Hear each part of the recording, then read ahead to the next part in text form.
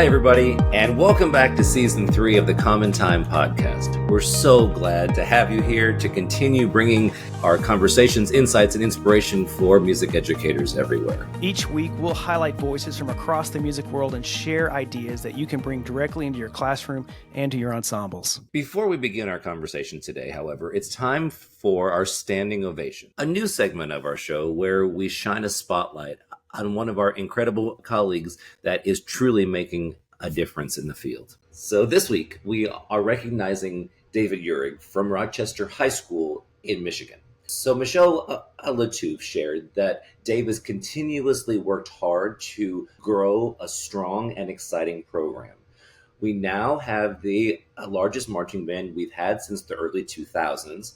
The wind ensemble has been selected to perform at the Michigan Music Conference in January of 2026, and he makes all of his students feel welcome, heard, and important. We know that in our profession, it's not often that you get the spotlight, but we think you deserve one. So to Dave Uhrig and to all the hardworking music educators out there, this standing ovation is for you. If any of you have someone that you want to nominate for a standing ovation, the nomination form is linked below in our show notes. And now let's begin the episode. Welcome back, everybody. This is our last episode of season 3. Wow, has time flown? David, what do you think? It really has. I feel like we just started this, and the semester's gone. Here we are. We're headed to into the holidays, and season 4 is just right around the corner. I'm excited, and we'll talk about this later in the episode, but we looked at some of our, statistics about viewership and so forth, and it's really exciting to see that people are interested in not only the podcast, but what our guests are offering. So I'm really excited about season 4, but as I think about season 3 and just the previous seasons, I'm continually grateful for people in our profession who are wanting to learn and share ideas and collaborate in a community environment that is safe and encouraging. This has been really inspiring for me this season. I'm just, after every time we record an episode, I'm like, this is going to be great, and the response from our listeners is great, and it's just been, I don't know, I just think it's just really special. So yeah, I do as well. It's really interesting for me because sometimes we record something that's not going to be published for 2 months or something, but we have this really great conversation, and I get it hyped up about it, and then it doesn't come out for like 2 months. So it's kind of a weird thing. Like, I wish it was just, sometimes I wish it were live. I'm glad it's not, because we get to cut and paste. This would be a disaster. If we have to some change up sometimes. Yeah, I think that's a great segue actually into our Ask the Host section. We did this season 2 wrap up. We're going to bring that back. And there have been some listener questions that have come to us throughout the season. So I want to tackle 2 of those, but just for everyone that's out there, you can submit questions at any time through our social media channels. These are just some of the most popular. So I'm going to throw this to you, John. The question was, what should a band director look for when choosing repertoire besides difficulty? It's an excellent question, and I think back to the episodes with Randall Standridge and Michael Doherty. Be sure to kind of check those out for their specific perspectives. But from hearing them and just from my own experience, I think you as the teacher and the students have to be inspired by the pieces that you're playing. So yes, it's important to consider difficulty. It's important to consider technical demands and artistic expression and those kinds of things. How does it fit in the curriculum and all? Those things are all very important. But I also think that the students need to be fired up and inspired to perform it. Is the music valid in the emotional space, in like what makes art? I think that's really important. What do you think? No, I think you're exactly right. I think the inspiration component is really important. I don't know if you've been in a situation where you played a piece of music that you really didn't enjoy, and it just for 6 weeks you're just beating a dead horse.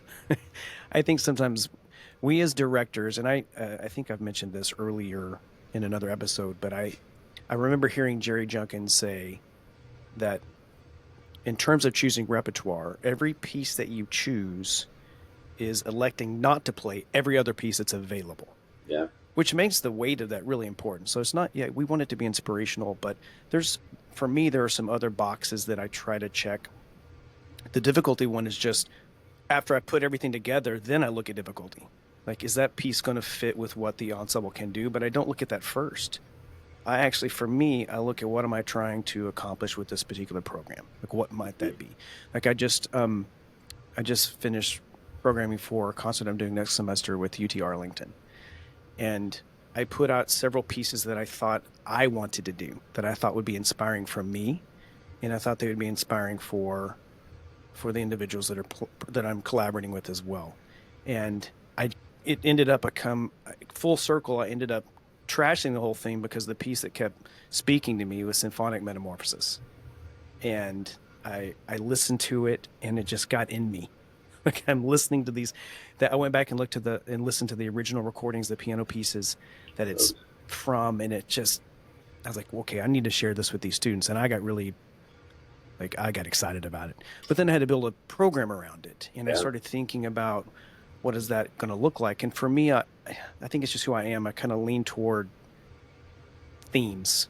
And the title transformation kind of popped out for me, like the idea of transformation. And then that took a much like it took a right turn, like not just transformation musically, but transformation as people. That music is continuing to evolve. We continue to evolve. This whole program came out of me getting really excited about this piece of music. So I'm hoping that I get to share that with these students as well. Like that this concert is more than just a string of pieces together. Mm. And I've been to concerts where I felt like there's not really a through line for any of this. And for me, that's important. For others, it may not be important, but for me, in terms of programming, I'm always trying to find some kind of connective tissue that I can weave together for the audience and for the players as well, if that makes any sense So at all. important. And Symphonic Metamorphosis is one of my favorite pieces ever written. It's such a cool piece. I played Yes. it when I was an undergraduate, and I remember falling in love with just the sound. I've always loved Hindemith anyway, but Me too. the way he and if you go back and listen to the originals, especially because it sounds like the themes are very much intact, but he changes the structure, the harmony, like it being bumping was really it was a funeral march, and he doubled the tempo, and it's like oh this totally changes this. This is so cool. Anyway, yeah, that's my answer. Question two. Let's move on. So, Um, yeah, why don't you take it? says, how do I know whether going to grad school to study conducting is the right next step? This is an This is a excellent good question, question. right? Because I mean, we as college professors, we're asked this a lot, right? And for anybody listening, Dr. Sarah McCoy's episode that can be found on our streaming platform, she is masterful at explaining this as a director of bands at a major university. I think a lot about this when students ask or prospective students ask, right? And I feel passionately that students should get experience in the classroom before going to graduate school. I can't imagine a scenario where someone would go right from their undergraduate degree into a graduate program and get all of the content that is need to be understood to go to the advanced level. You know, I mean, so Right. I would suggest go to school. Then two, go to the symposia of the professors whom or with whom you want to study, and make sure that your personalities align, your priorities align. How does the program fit your needs? I mean, there are many options, right, across the world, really, and so you have to go to a place that will inspire you, that's going to kick your butt, that's going to get you the best job possible, right? Because our job, right, David, is twofold in a college setting. Two options. There Right. are three. Third one's not so good. Best job possible, best graduate or next thing possible, unemployment. Not great, but possible. But so it's our job to prepare you for these two things. So how you do that, I think, is a really critical piece of the study part of the preparation of exactly where you want to go. right? So I want to go study with Professor Fedig at Michigan. I want to go study with Professor Sutterthal at Michigan State. Pick your place, or uh, Sarah McCoy at Texas Tech, and I mean uh, Emily Moss in New Mexico, fabulous. I mean, but you have to know exactly what you're doing and why you're doing it, right? Just because you kind of feel like you should, unless you have a burning desire, I would I would suggest you not do it until you really really want to do it, because you are going to have to kind of dive in head first. There is no way to Yeah. only do partial, right? Grad school it's a lot of work compared to undergraduate. I would say that first. So, Yeah. um, I know that there are people that have gone from undergraduate to graduate to doctorate very quickly, sometimes without space in between, and that are still successful. But I have to agree that from my experience, I went and taught for 5 years before I went back for my master's degree. And I think that 5 years was really important Yeah. in helping me define what I was missing, Yeah. what I didn't know, what I needed to know more about, like where were the gaps in my own knowledge. And that really helped. Having that 5 years that I was out teaching, in the trenches doing this, like I have to figure out like my flutes are out of tune. What do I do? And understanding how the flute works. And if I vent certain fingerings, that changes. Like if they're playing a high E flat, there's nothing I can do. All the fingers are down. So now what do I do? Well, I have to change the direction of the airstream more into the tone hole. I didn't know all of that when I was an undergrad. And when I graduated, I went into like my next phase of learning, which was really figuring out these instruments and how to teach them and how to react to them.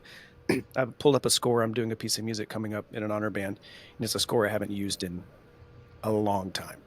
And I'm looking at it going like, oh my God, I have marked in tuning like intonation tendencies on certain notes with options for finger changes to help them, Mm-hmm. which that's what I had to do back then. I didn't Absolutely. know, but I would go through, I'd look at like, okay, here are all the bad notes on that instrument. And I'd go through the entire score and mark them with the parentheses. Here are options.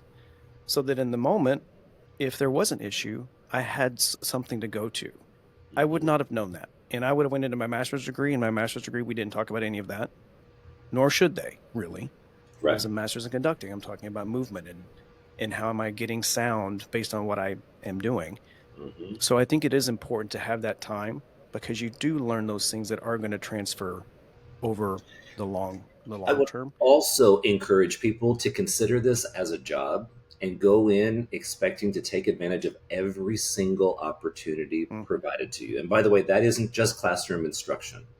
That's going to budget meetings. That's going to talk to the dean, athletic director, pick and just every aspect of the program. Because as what we're training people to do is to become directors of bands, athletic band directors, like all of that, which is great. And wherever you go, you're going to have so many opportunities. I love mm, when our graduate students want to come with me to a donor meeting or a budget meeting or administrative meeting, or pick your thing. Why? Because you're going to see behind the scenes in a way that you're going to be expected to navigate, first of all, and two, at a place where someone can guide you through those things from an instructor instructee perspective. And you're not going to fail because you're just going to be there to observe, right? right. So it's I think it's important. And also just know you're going to work really hard. And I think sometimes people are surprised by the number of hours that it takes. Because Yeah. remember, you're doing your job and then you're being a student simultaneously, right? And Yeah. so it's important to do both and expect both. Yeah. I got one more thing I want to just Yeah. go over real quickly because this is a choice too. Like some people go back to grad school to check a box for Mhm. I get a little bit more money or Which I is can important. maybe be a principal or something. And that's there's validity there. I'm not going to say anything about that, but in terms of like the choices I made in and you may not choose this if you're a listener, but like I chose to quit my job twice and go back to Right? You do. school. And that was a incredibly difficult thing to do, knowing like I'm giving up my entire livelihood and I'm going to go make next to nothing as a graduate teaching assistant and I'm going to be working my tail off while going to school, while studying.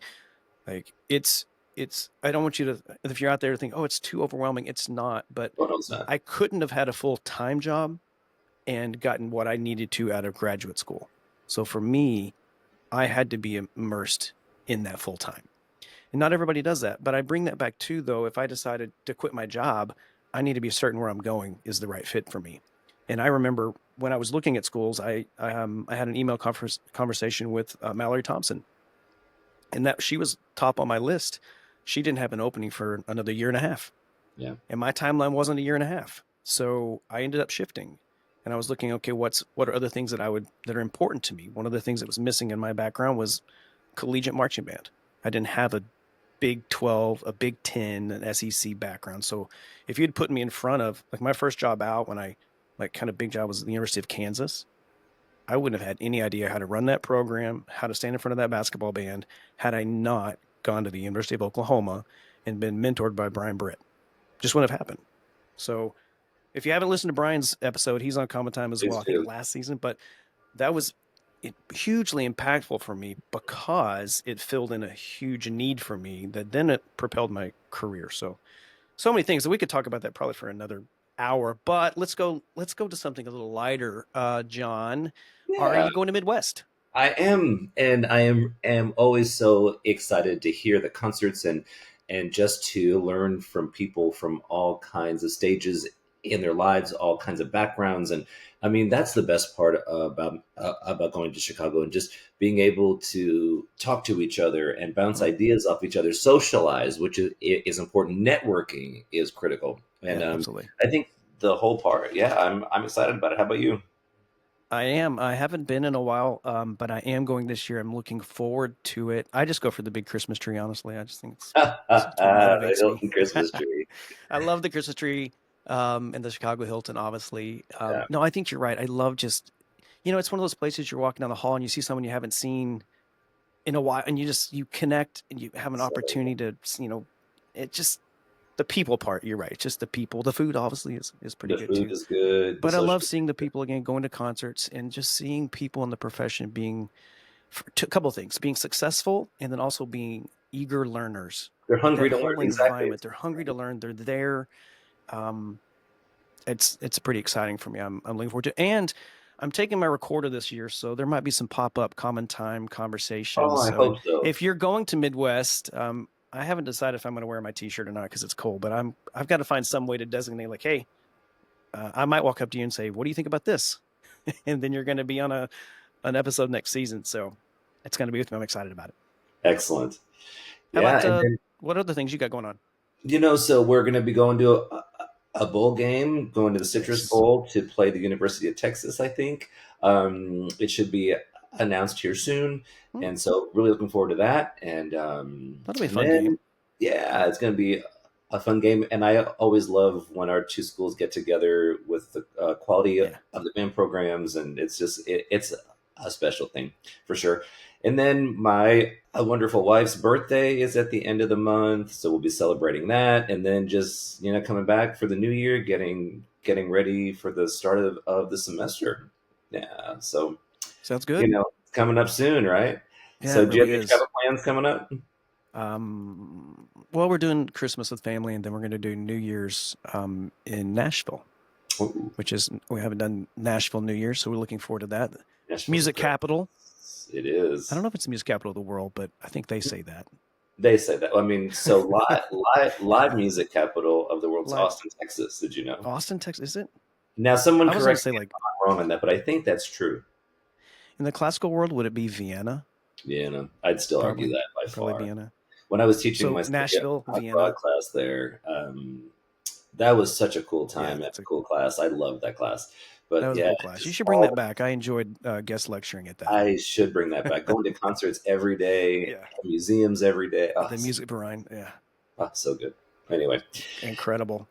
Google AI says Austin, Texas. I knew it. See, Austin, Texas. Having That's from our being producers. being Thank you, from there, Teresa. I was pretty Yeah, sure of that's that. Shout awesome. out to Kerry Taylor and Westlake High School. Go Shaps. Yeah, That's where I went to high I'm school. actually doing an honor band in Austin coming up. I'm looking forward to it. Me too. I'm doing Region 8. So that's in the kind of Temple area, kind of Belton area. Yeah, I'm on the south region 18, so I'm on the other side of Austin. But yeah. Nice. So John, let's talk about the season just for a second, since we're Yeah. kind of reflecting. This Wrapping is it our up. final episode of season 3.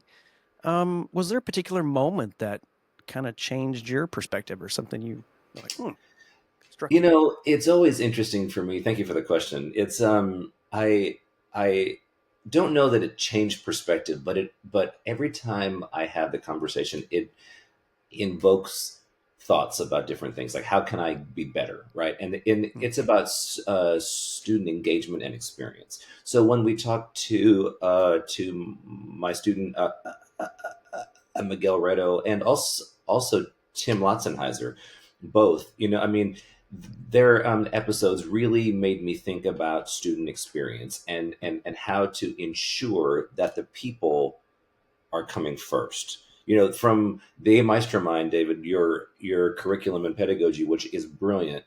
You talk Thank you. about people first to process, and that has fundamentally changed how I think about things. That's a whole separate conversation. Maybe we can do an episode on that. But specifically to answer the question about, am I giving the students the best experience? Now, keeping in mind sometimes that means saying no to them, you It know, does. like Yeah. that's true, you know, but you know, however, how we get students to be engaged and inspired and be technically accurate and maximize artistry, that's how I approach every rehearsal. And as we learned from Miguel's episode, it does it does make a difference to students, you know, and I mean, they can really tell.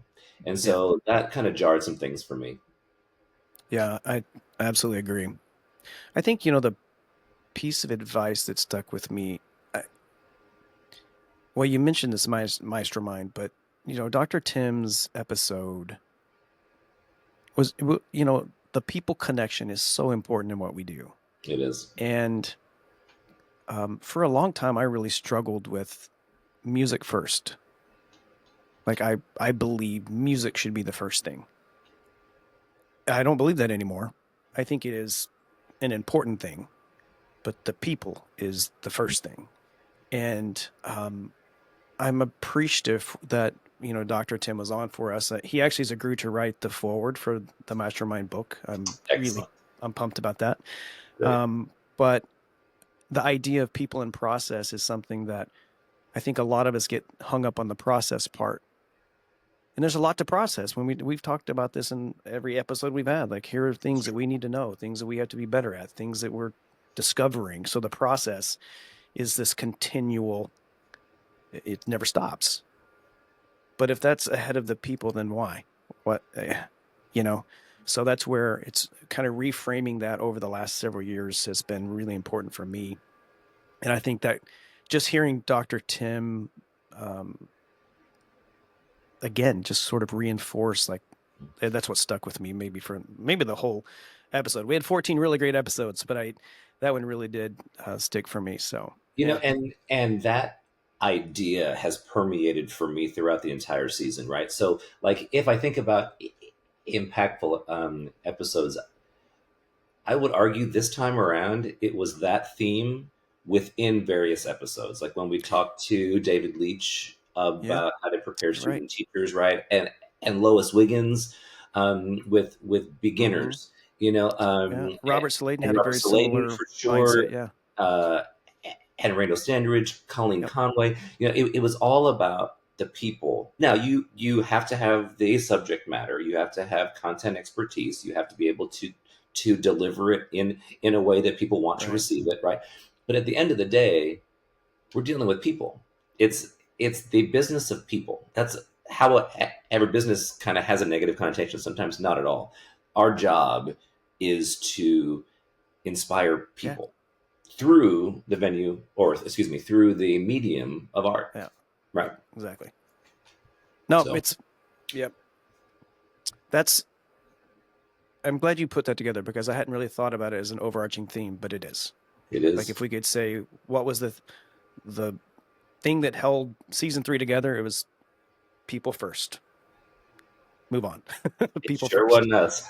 So I'm really curious what season 4 will bring. That'll be very interesting. It's But going to be, it's um from the guests we have lined up, it's going to be an I outstanding think it's gonna season. be a You're good going one. to want to check it out, everybody. All right. So our producers have given us a Common Time Awards section that we are Awards. adding. We did not do this in season 2 wrap up. Do you have a sound effect here? We do. Hold on. Yes. Did you hear it? I can't wait. I've been wanting to add sound effects to the podcast for all 3 seasons, and I've had the equipment to do it, but not the expertise to do it. And I was just playing with buttons Now yesterday. I'm like, watch out. Here I we think this go. works. And boom. So now I've got to add, I'm going to add laughter. I'm going to add applause. I'm going to have Crying. like crying. Yeah, I'm Or going to add bum all the bum things. ba-dum. Yeah. I cannot wait to do that. That's going to be fun. Excellent. But anyway, so for our Common Time Awards, Yeah. hardest we laugh during a recording. Oh boy. Well, during the outtakes, probably a lot more than people see, right? But Yeah. we have an upcoming holiday episode that we recorded whenever y'all were up here in Ann Arbor for the Ohio Yeah. State game, and we had a pretty good time doing that one. That was a great one. There Today. was plenty of laughter putting that together for sure. So then, what was the most unexpected conversation, or who's the like winner of the like most expected or unexpected conversation? There's some good ones this season.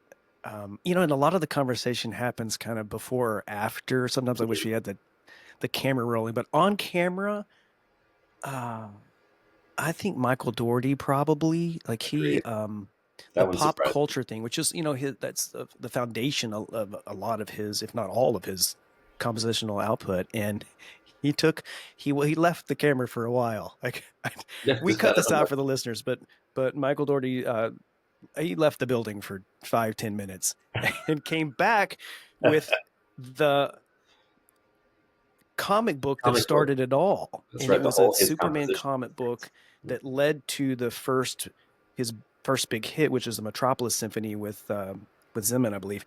And like it was really a cool moment. Like I'm glad he did it. But at the moment it was unexpected, I suppose. It's like unexpected. He just was like, I'm out. Okay. But then thinking about it, when he came back and showed us that comic book, I instantly realized his entire catalog is based off of these things. Exactly.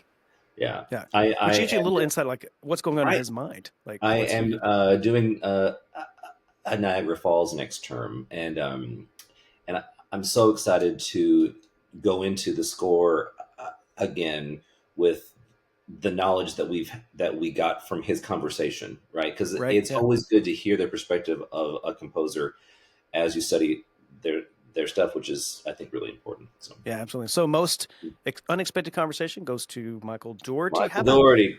Most transformational teaching reminder, John? Oh, it's a good question, because I could say something for everybody, but like for me, Colleen Conway's episode, she is a brilliant music educator. I mean, brilliant, and I remember her encouragement to pursue continuing education as a mindset, not as a milestone. That's how she said it. I think that was an exact quote. That is so important. And like that one for me was like, I want every person, every teacher in every classroom to think about that. I mean, now it's hard. I get it. You've got a lot to do, but pursuing continuing education as a mindset, I think, is only going to better your student experience, which is what it's all about. Yeah, I think that aligns with we see lifelong learner, like that's a hashtag we see on different things, but it is a mindset. I can type the hashtag all I want, but honestly, I have to have the mindset that I want to constantly be a sponge for information. For those of you that are listening to our podcast, I think that is a part of being a lifelong learner. That Common Time podcast is offering that. But for us, it's the same. Like I walk away, you mentioned it earlier, like we finish these episodes and sometimes my mind is racing with new ideas and things that I just learned.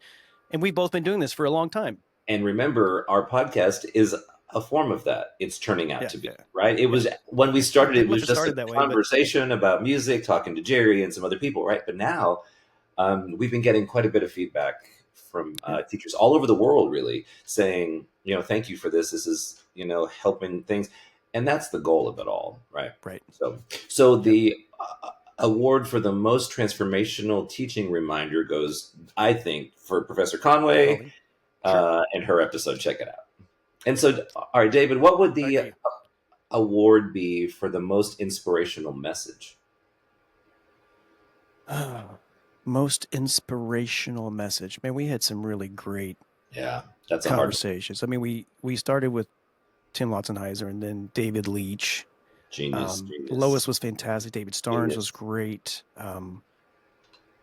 Robert Saladin. I was So Robert's a really moved former by him. student of mine. I taught him in high school, That's right. and he played principal alto. I remember we played Cajun folk songs. Number Bum, one, ba, bum, ba, bum, bum. Yeah, number one. So the first thing was being able to get a concert F in tune on the saxophone, because which that's is ba da no ba easy bum feat. ba F F ba da ba bum, and also to make that second note FF, not longer. EFF, EFF. You were saying that in your mind, weren't you? Yeah. So, interesting. But ba da ba bum beep bum bum, Mm. making sure that that second note had length and body to it. But he was principal and fantastic. I went on to grad school. He ended up at UT Austin, became drum major of the Longhorn The Band, Longhorn Band, nice. That's right. and then taught in Leander. And I remember um, the amount of pressure that he was under during that time. He began dealing with that in a way that I think it was, well, I'm missing that word transformation. It was transformational for him. And his episode kind of brought that all back of he found a different way to define success. And part of that was finding balance with himself, with his Mhm. program, with the people that he was working with. Like that was all his priorities shifted. And um, for me, that message, it just kind of came back really as it's something I think we all struggle with, but he found a way. And for me, that was really inspirational. And it could have been maybe because he's a former student as well, but like most inspirational for me was Robert Salayton. So thank you, Robert. Thank you for So that. the award for the most inspirational message of season 3 goes to Robert Salayden. Robert Salayton. You Yeah. got to hit the button. Boom. Hold on. X. Will you say it again so I can get the timing Yeah. right? We'll practice it again. So the award for the most inspirational message of season 3 goes to Robert Salayden. This is going to be so much fun. Oh People are going to boy. be like, there's too many sound effects. That's going to be our feedback from season 4. All right. I So love this what's episode. next? Moving on. What's next? It seems like music recommendations Oh, music are some recommendations. questions that our listeners have been asking us. So David, what is one piece that you've rediscovered? Well, I mentioned it earlier, but it's the Symphonic Metamorphosis. Mm-hmm. Excuse me. I hadn't listened to that piece in probably a decade, maybe longer. And then when I was working on that programming and that piece kind of popped in my head, the idea of change, and it actually came from another piece. It's called Object Metamorphosis by Christopher Biggs. And it was a piece that he was a composer at UMKC, which is where I did my doctorate. And Steve Davis premiered the piece, I believe. Mm-hmm. And so I became aware of it because of my doctoral studies. And it's a piece that's based off of an artwork. It's like black modules is the title of the artwork, but it's these black modules that are placed on a wall, and depending on your perspective in the room, to some degree they transform. Like you're seeing different things. And he wrote this piece, Object Metamorphosis, which is for wind ensemble and pre-recorded electronic track. And it's a cool piece. I was like, I'd love to bring this to the students at UT Arlington. That's kind of a new experience of doing something with electronics, but also it's the compositional language it's not tonal, it's not atonal, but it stretches you. And then that kind of brought me back to object metamorphosis, symphonic metamorphosis. And then I pulled it up on YouTube. The beauty of YouTube, just to be able to pull up anything we want and watch people conduct and do different things. Like I fell in love again with this piece, and I was like, I want to go back and listen to the like the actual source material from Carl Maria von Weber, and I listened to that and I was like, done. This is it. This is the piece. This is what we're doing. And then the whole thing kind of went from there. But that piece, rediscovering that, then led me down a complete other wormhole with Hindemus music. Hmm. So, and it's Such good such music. it's It's such good such good music. music and such a unique voice. Like there's just nobody Yeah. like him. Like I say, His Edgar Varese tuba has a certain sonata sound. is It's the same. so Like good. and like Yeah. I played his trumpet sonatas on my barrier jury in my undergrad. Like I Mm. love that piece. In any case, I did the tuba sonata for my college entrance auditions for my undergraduate, nice. and I just love the piece. All right. So how about this one? What one piece should every director know? Oh, that's a tough one, isn't it? So this, how I'll answer this one is going to answer the question from before to a piece that I have kind of rediscovered. Now, obviously, when I say this, people are going to be like, "You're just rediscovering this? What?" Just go with me for a second. The Holst First Suite is a piece I'll go that with you with that. I haven't done it in a long time, and I just rediscovered it when I was kind of listening. It just came up on a playlist, and I'm like, it's such good music. Hmm. And so I programmed it on a concert this term, and now every honor band that I'm doing this upcoming cycle, I am programming it, and Nice. I got a note from a director saying thank you for playing music in addition to the other program that is modern and all Yeah. and great, but he's like, thank you for bringing back the old warhorse. And maybe I think we as directors, one, everyone should know the whole suites without question. But if you do and you haven't thought about it in a while, maybe Hmm. take a look. That's a great piece. I do love it. Yeah. It's been a So while since I've connected it, but it I is such know a I great haven't done piece. it in so long, and um, the host Hammersmith is also Oh, good. That was Hammersmith. my Oh, that's such audition a piece good for my piece. master's degree. Do you remember sitting in the room when I did that? Yes. Ah, it's such a That's great right. piece. Holst Hammersmith. It's Holst good Hammersmith. music. That may be So my favorite of his. really, I think it is. yeah, I can see it, Like it's but just the complexity it's and complex. Yeah, it's the complex. bitonality and just it's so different than the whole suite. It's different than the planets. Just such a unique piece. But yeah. All right. So then, uh, David, what's one piece that's been stuck in your head all season? Do you have one? Uh, a piece that's been stuck in my head all season? Yeah. For me, it's easy. It's Baby Shark. That damn thing. I I don't I even have kids. How did it get I there? think okay. I think we should just move on to that answers enough. Like we should just move on. We probably So should just stop talking and just end the episode now with that's right. Baby Shark. And his credibility is Oh, shot. that's great. You know, honestly, it's we've been talking for a while, so maybe we should wrap up to be honest with you. But I before we do though, I would really like to express my gratitude Yeah, to everyone that's listened, the people that have reached out, the people that share our podcast online and in social media and so it's forth. good. The people that are just listening, the faithful listeners, we appreciate you so much. We're Thank you, thank you, at thank you. least for me, I'm so grateful that you are on this journey with us, and for the music education community, sort of in general. Mhm. I'm very grateful for that. But really, our listeners, like, just thank you so much for everything you are. You're every time you hit the play button, it sends us a message that what we're doing is providing some bit of meaning for the community, and I'm immensely thankful for that and for the opportunity.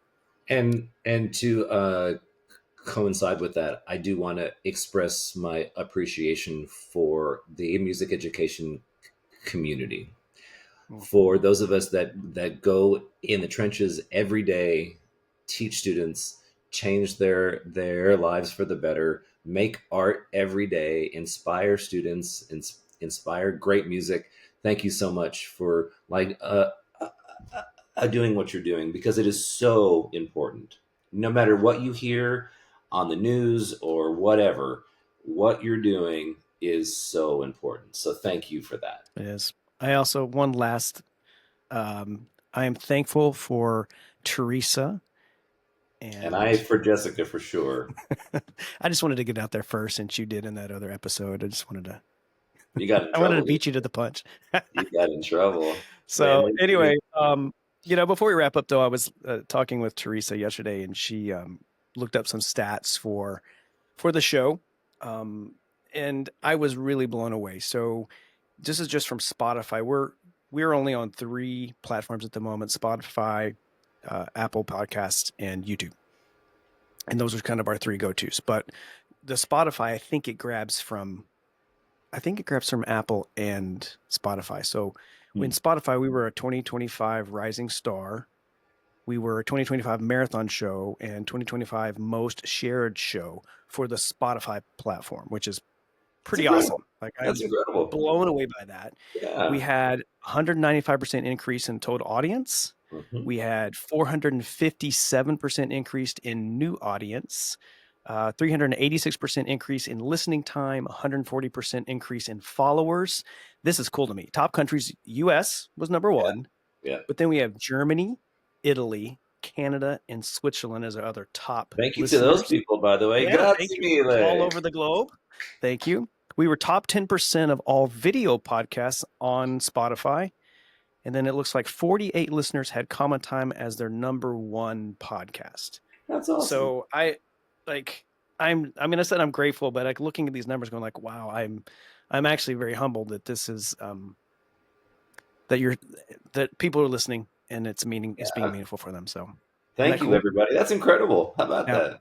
All right. Yeah. So So mm, let's all dive into this together for the upcoming season, for season 4, and just kind of thinking forward. So we would like to invite you, our listeners, to continue engaging with us by submitting standing ovation nominations. David, how do you mhm. do that? So the Standing Ovation nomination link is always in our show notes. So when you go listen, if you scroll down to the bottom, there's going to be a link in there, and it's a simple form that you can submit. A music educator, someone that's an inspirational teacher, share their story, and it gives us an opportunity to evaluate those, and then the selected ones we announce in the beginning of one of our podcasts. So it's a wonderful opportunity to show recognition, and I believe that the more we can recognize good teaching, the better. And I want to So just that's shout it from the shout it mouth. out. Before we close, though, I would also recommend everyone that listens. We really do read these, but we have a listener survey that's linked in our show notes as Yeah, well. yeah. Especially if you go to the bottom of this episode specifically, it will be there. Please fill that out. There's an opportunity for you to provide feedback for us and for things that you might want to hear.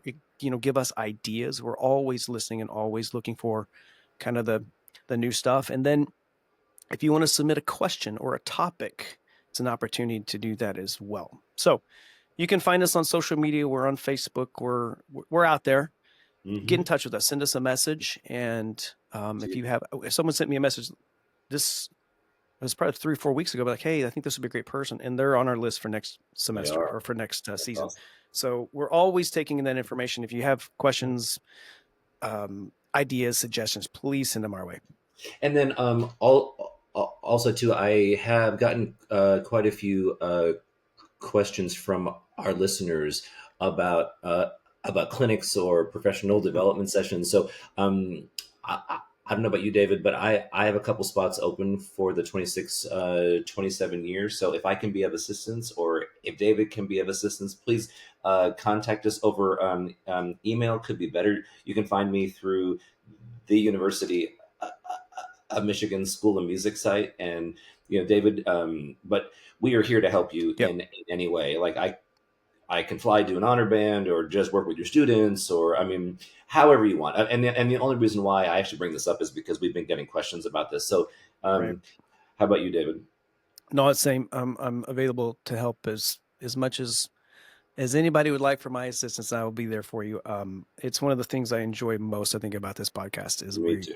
we're making ourselves available to help others in the journey that we're all on, and it really is a journey for sure. And we do have some things that are on our mind for the Common Time podcast. We've been throwing around the idea of having a Common Time collective, so a kind of a private group that would be specifically for that, to have a resource, a community to join and be a part of in terms of learning and sharing information and getting in front of your ensembles and sharing recordings and listening to them. So we're brainstorming that, but if you have some ideas, you want to throw that our way, we would love to get your feedback on the idea of having a Common Time community. But a lot of ideas like that we're thinking about expanding, starting with season 4. So just throw this out there. If you like the idea, you like the sound reels, of that, aren't we, David? We're thinking about doing reels. Yes. I don't even know what those are, but we're going to do them. John asked me before we got on this, "Hey, David, do you think we should do some reels?" Like we should definitely. I was told to ask more that reels. verbatim, so I don't know what the hell that is. That's so awesome. Yes, we're going to try to do more reels because we can provide information and probably some laughter if we do reels, especially John. Right. He's our resident technology expert. Dumbass. All right, well, friends, listeners, everyone out there, John, I have so much fun doing this. Right? That's a wrap. We're wrapping up 3. I'm so excited to start on 4, but it's been season 3 has been great. It's just been continuation of 1 and 2, and 3 pushed it to the next level. So I can't wait to see what happens with 4. Thanks, everybody. Thank you. That's it for today's episode of the Common Time podcast. And thank you for spending time with us. We hope that today's conversation will give you something useful to take back to your students and your program. And if you enjoyed this episode, make sure you subscribed so you don't miss what's coming up. And if you know another director who might benefit from this, please share it with them. Also, don't forget, you're able to nominate a music educator for our Standing Ovation program. The link to submit is in the show notes below. Thanks again for joining us on the Common Time podcast. As always, keep making music and keep making a difference.